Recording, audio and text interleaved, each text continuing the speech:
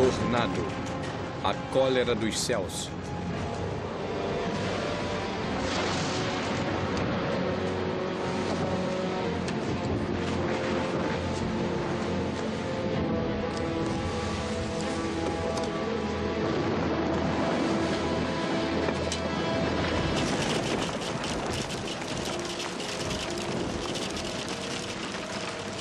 Peraí, vocês vão ficar parados aí? Vamos mandar grupos para as ruas.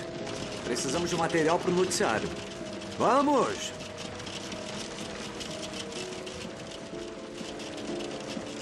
Procure no arquivo tudo sobre tempestades e mau tempo.